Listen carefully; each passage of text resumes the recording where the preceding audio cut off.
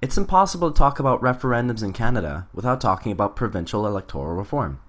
Provinces have led the way in this fight, and the result has continually been the same. 3 provinces have undertaken such referendums: Prince Edward Island, British Columbia, and Ontario. The fact that all of these have thus far failed is quite telling. It seems people would prefer to stick with the devil they know rather than the devil they don't. Let's break it down. Back in 2005, British Columbia held a referendum on whether to adopt the recommendation of the Citizens' Assembly to replace the existing system with a single transferable vote system, BC-STV. However, 2 supermajority thresholds for the referendum results had to be achieved in order for it to be binding on government.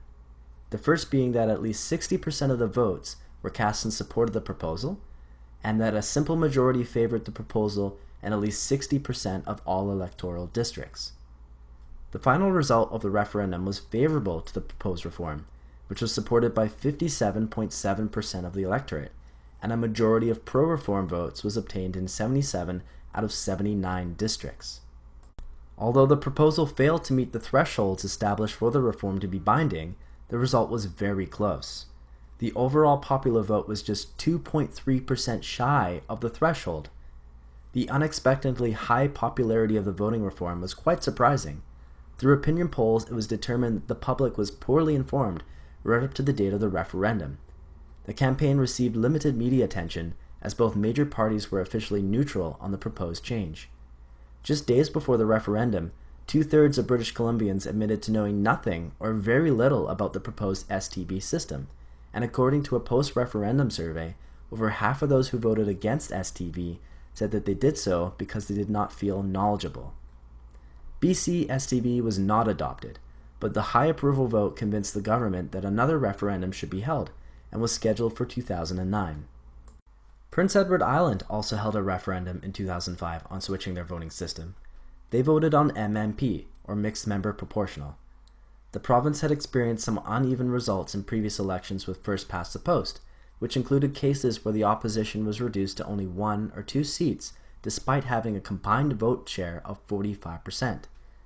However, this referendum failed with a disappointing 36% in favor of implementing MMP. Organizers did not walk away with nothing, though. They learned a valuable lesson in that this kind of referendum needed to be done as a 2-step process, in which the first step is to ask whether a change is considered desirable, and then a second step involving the choice of a specific model. Definitely something for us to keep in mind for later. Ontario was next to give reform a crack in 2007. The initiative had been proposed years earlier under the McGuinty-led Liberal opposition due to unpopular successive majority governments in the 90s, which only commanded 38 to 45% of the popular vote. The concern was that these governments had lacked a sufficient democratic mandate to enact many of their sweeping changes. The Liberals won a majority of their own in October 2003 with 45% of the vote. A Citizens' Assembly was created and recommended that Ontario adopt MMP as the province's voting system. And in 2007, the question was asked, which electoral system should Ontario use to elect members to the provincial legislature? The existing electoral system, or the alternative electoral system proposed by the Citizens' Assembly? Unfortunately, this proposal too was defeated, with only 36.9% of the electorate supporting the proposal. Passions flared after this defeat, with much of the blame being left at the doorstep of the McGuinty Liberals themselves. It was said that once in power, they had turned their back on such electoral reform that would ultimately diminish their own standings. The education campaign undertaken by Elections Canada was described as narrow and lackluster, having only been started 2 months before the actual referendum. The funding available for the referendum also fell short of the amount called for by Fair Vote Canada, and the government was lambasted for making no effort to explain why the Citizens' Assembly had been created, how it had conducted its hearings and deliberations, or why they had made the recommendations upon which voters were expected to pronounce themselves. The lack of information was such that by late September 2007, public understanding of the question remained very low, with 47% of respondents telling Pollster Strategic Council they knew nothing at all about the new system, and another 41% saying they knew only a little. Only 12% said they knew a lot. Now fast forward a couple years to 2009, where British Columbia staged their second referendum on BC STV. However, this time, the wording of the question was altered to be similar to Ontario's proposal. Unfortunately, the referendum failed with only 39.09% support. What happened to such a promising effort? Well, some have speculated that negative campaign ads managed to convince BC voters that STV was actually the alternative vote in disguise and would have all its negative side effects. Hence the problem with referendums. Misinformation rules supreme. Going across the pond, the United Kingdom held a referendum in 2011 on switching from first past the post to the alternative vote. This too failed with only 32% support among voters. The campaign was described in retrospect by political scientist Ian McLean as a bad-tempered and ill-informed public debate, mostly due to negative ads calling it too complex. It should also be noted that no party in the British Parliament really likes the alternative vote, so no one was enthusiastic about its adoption. So what can we learn from all of these referendums? Well, the first lesson should be the establishment of an active and well-financed education campaign that alerts voters to the citizen committees, the purpose of such reform, and the systems that are being debated. It would also help if the government in power were on board with making such reform happen. And it seems like the Trudeau government is, as the Prime Minister has reportedly said that reform is a priority to him. Next is the question being proposed. All of these referendums have stacked a new voting system against the well-known current system of first past the post. And that is a mistake.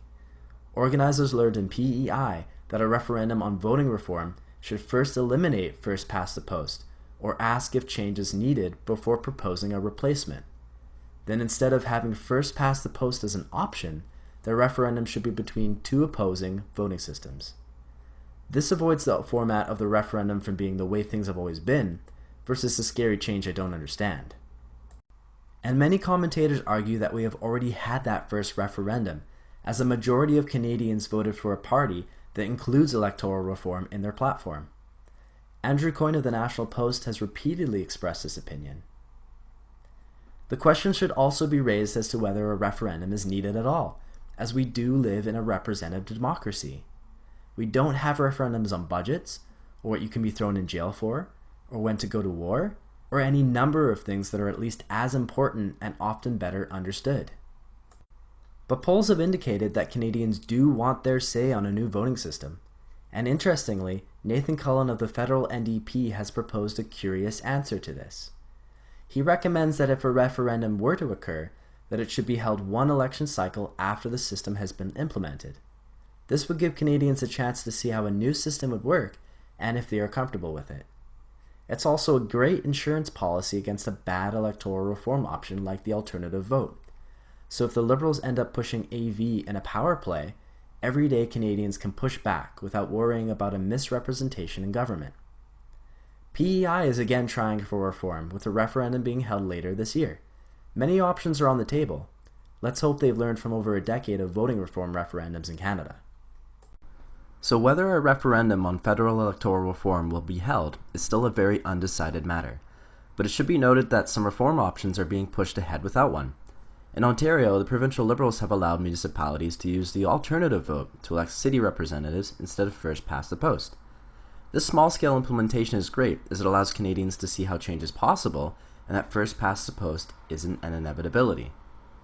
Join me next as we further discuss reform history and whether any of this is actually constitutional.